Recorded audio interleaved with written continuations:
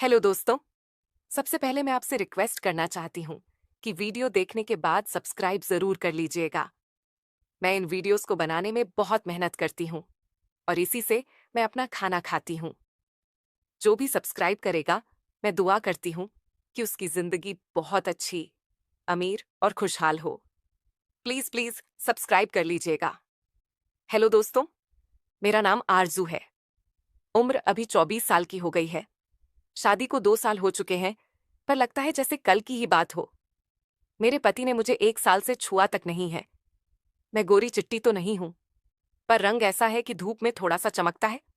कद 5 foot 4 inch, पर जो है सो पूरा भरा पूरा है। जहां होना चाहिए वहां ठीक ठाक उभार और कमर भी पतली सी। लोग कहते हैं मेरी मुस्कान में कुछ जादू है। आंखें बोलती हैं। मैं खुद को आईने में देखती हूं तो सोचती हूं, हाँ, थोड़ा सा नशा तो है चेहरे में। साड़ी पहनती हूं तो पल्लू थोड़ा सा सरक जाए तो लोग एक बार जरूर मुड़कर देखते हैं। बस यही थोड़ी सी शरारत मेरे अंदर भी है, जो बात करते वक्त कभी कभी झलक जाती है। गांव के लोग, बूढ़े और जवान, मुझ पर फिदा रहते हैं। मेरा देवर, उसका नाम विक्रम है। उम्र मुझसे 3 साल छोटा, यानी 21 का। कॉलेज में आखिरी साल है। लंबा चौड़ा जिम जाता है। कंधे ऐसे कि कोई भी कुर्ता पहने तो लगे जैसे किसी फिल्म का हीरो हो। घर में सब उसे विक्की कहते हैं। मैं भी विक्की कहती हूँ। मेरे पति ज्यादातर बाहर रहते हैं। मेरा अकेलापन कभी दूर नहीं करते। वह बातें जो अक्सर पति पत्नी में होती हैं। हम दोनों में 1 साल से नहीं हुई हैं। उनका बिजनेस है कपड़ों का, तो दिल्ली, सूरत, कभी कभी विदेश भी जाना पड़ता है। घर में ज्यादातर मैं और विक्की ही रहते हैं। सासा ससुर गांव में अपने पुराने मकान में रहते हैं। कभी कभी आते हैं। आज मैं आपको अपनी एक कहानी सुनाने जा रही हूं जो मेरे देवर के साथ हुई। कहानी बहुत ज्यादा रोमांचक है, इसीलिए इस कहानी को आप पूरा सुनना। आपको बहुत ज्यादा मजा आएगा। चलिए दोस्तों, कहानी शुरू करती हूँ। एक दिन सुबह सुबह मैं किचन में चाय बना रही थी। साड़ी का पल्लू कंधे पर ठीक कर रही थी कि विक्की अचानक पीछे से आया। उसने फ्रिज से पानी की बोतल निकालनी थी। मैं झुककर गैस पर दूध देख रही थी। वो मेरे बिल्कुल पास से गुजरा, इतना पास कि उसकी छाती मेरी पीठ से रगड़ गई। मैं चौंकी नहीं, बस हल्के से मुस्कुराई और बोली, विक्की सुबह सुबह इतनी जल्दी कहाँ? वह रुका, बोतल खोली और पानी पीते हुए बोला, भाभी, आज कॉलेज में प्रेजेंटेशन है, नर्वस हूं थोड़ा। उसकी आवाज में कुछ था जैसे हल्की सी कंपी। मैंने पलटकर उसे देखा। उसकी नजर मेरे चेहरे पर थी, फिर नीचे सरक गई, फिर जल्दी से ऊपर। मैंने कुछ नहीं कहा, बस चाय का कप उसके हाथ में थमा दिया। उंगलियां आपस में टच हुई, 1 सेकंड से भी कम, पर मुझे लगा जैसे बिजली सी दौड़ गई। मैंने हंस कर कहा, चाय पी लो, नर्वस भाग जाएगी। वो चाय पीता रहा। मैं बर्तन धोने लगी। वह वहीं खड़ा रहा, फिर बोला, भाभी, तुम्हारी साड़ी बहुत अच्छी लग रही है आज। नीले रंग में तुम, मतलब, बहुत सूट करता है। मैंने हल्के से हंसते हुए कहा, अच्छा, भैया को तो कभी नहीं सूट करता कोई रंग। तुम्हारी नजर अच्छी है विक्की। वो शर्मा गया, चाय खत्म की और भागा ऊपर अपने कमरे में। मैं सोच में पड़ गई। विक्की ऐसा पहले नहीं करता था। हाँ, मजाक करता था, पर इस तरह की बातें ही नहीं थी। मुझे बुरा नहीं लगा, बल्कि थोड़ा सा मजा आया। मैंने खुद से कहा, आरजू तू भी कम नहीं है। शाम को भैया का फोन आया। बोले 2-3 हफ्ते और लगेंगे आने में। मैंने कहा ठीक है। फोन रखा तो मन थोड़ा सा उदास हो गया। विक्की नीचे आया, टीवी ऑन किया। मैं सोफे पर बैठी किताब पढ़ रही थी। वो मेरे पास ही बैठ गया, थोड़ा ज्यादा पास। मैंने कुछ नहीं कहा। फिल्म चल रही थी, पुरानी वाली, जिसमें हीरो हीरोइन नदी किनारे गाना गा रहे थे।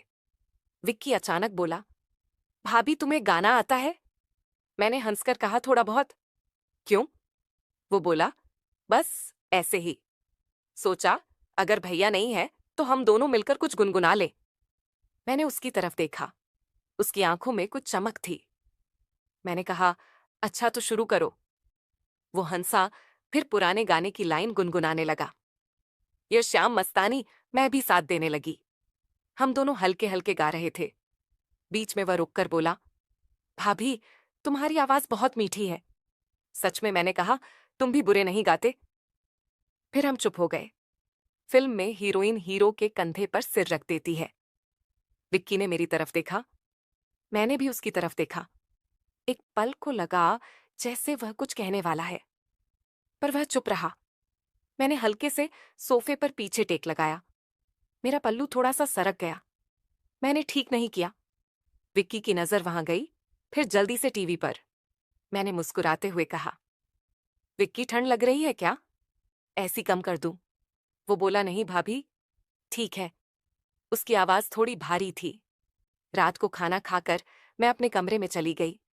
सोने से पहले आईने के सामने खड़ी होकर साड़ी उतार रही थी कि दरवाजे पर हल्की सी खटखट हुई।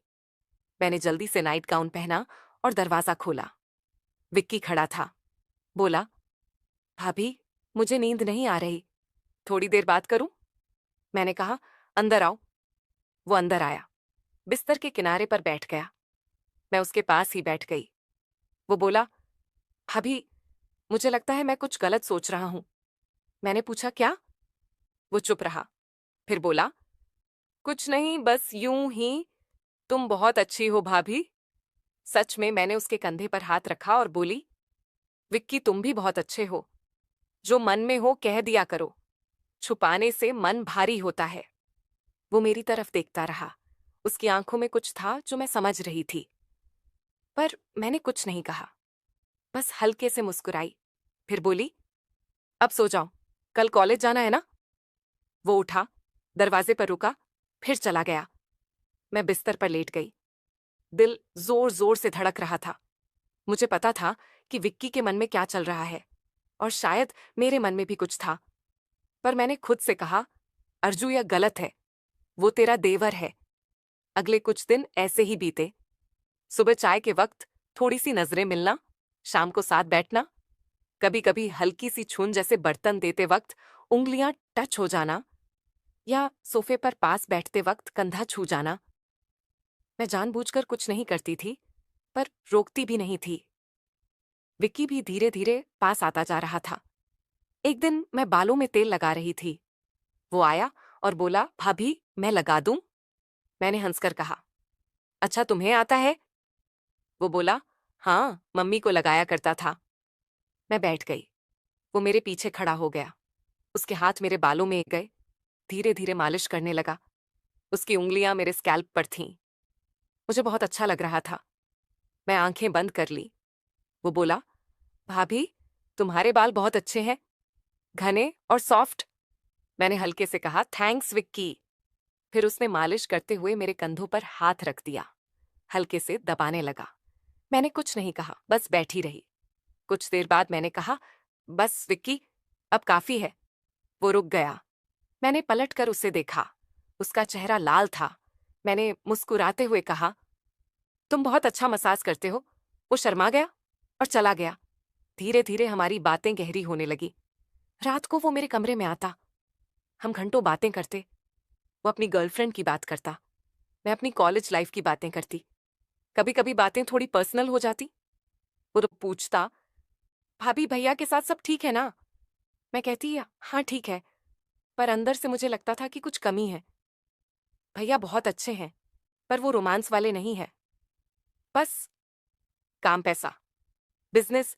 एक रात बातों में विक्की बोला, भाभी, मुझे लगता है तुम्हें कोई ऐसा चाहिए जो तुम्हें समझे, तुम्हारी केयर करे। मैं चुप रही। फिर बोली, शायद वो मेरे करीब आ गया। उसका हाथ मेरे हाथ पर था। मैंने हाथ नहीं हटाया। वो बोला, भाभी, मैंने उसकी आंखों में देखा। मुझे पता था वो क्या कहने वाला है। मैंने हल्के से उसका हाथ दबाया और बोली, विक्की, कुछ रिश्ते ऐसे होते हैं जो बहुत खूबसूरत होते हैं, बिना कुछ बदले। वो चुप हो गया, फिर बोला, तुम सही कह रही हो भाभी। उसके बाद वह उठा और चला गया। अगले दिन सुबह वह कुछ बदला बदला था, कम बोल रहा था। मैंने पूछा तो बोला, कुछ नहीं। शाम को वह कॉलेज से देर से आया। मैंने खाना गर्म किया। हम साथ खाए। खाना खाते वक्त वो बोला, भाभी, मुझे नौकरी लग गई है। दिल्ली में अगले महीने ज्वाइन करना है। मैं चौंक गई। बोली, अच्छी बात है ना? वो बोला, हाँ, पर यहाँ से दूर जाना पड़ेगा। मैं चुप हो गई। मुझे अचानक बहुत खाली खाली लगने लगा। मैंने कहा, खुश रहो विक्की, तुम बहुत आगे जाओगे। वो मेरी तरफ देखता रहा, फिर बोला, भाभी, तुम्हारे बिना ये घर, मतलब तुम अकेली हो जाओगी? मैंने हंसकर कहा, अरे, मैं अकेली थोड़े हूं, भैया तो आ जाएंगे, और वैसे भी तुम कभी कभी आया करो। उस रात वो मेरे कमरे में नहीं आया। मैं बिस्तर पर लेटी सोचती रही। मुझे एहसास हुआ कि पिछले कुछ महीनों में विक्की मेरे लिए कितना जरूरी हो गया था।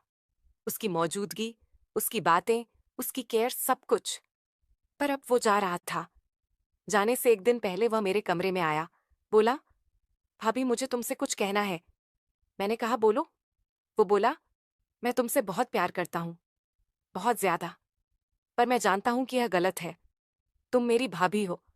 मैंने कभी कुछ गलत नहीं सोचा। बस तुम्हारे साथ वक्त बिताना अच्छा लगता था। तुमने मुझे बहुत कुछ सिखाया, कैसे जिया जाता है, कैसे हंसा जाता है। मैं दिल्ली जा रहा हूं, पर तुम्हें कभी नहीं भूलूंगा। मेरी आंखें भर आईं। मैंने उसे गले लगा लिया। बोली, विक्की, तुम मेरे छोटे भाई जैसे हो। मैं भी तुम्हें बहुत प्यार करती हूँ। तुम जहां भी रहो खुश रहो।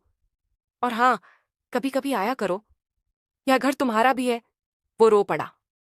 मैंने उसे छाती से लगाए रखा। बहुत देर तक हम ऐसे ही रहे।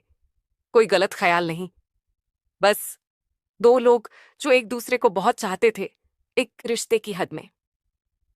अगले दिन वह चला गया। घर सूना हो गया। मैं अकेले बैठी सोचती, जिंदगी में कभी कभी कुछ रिश्ते ऐसे आते हैं जो दिल को छू जाते हैं।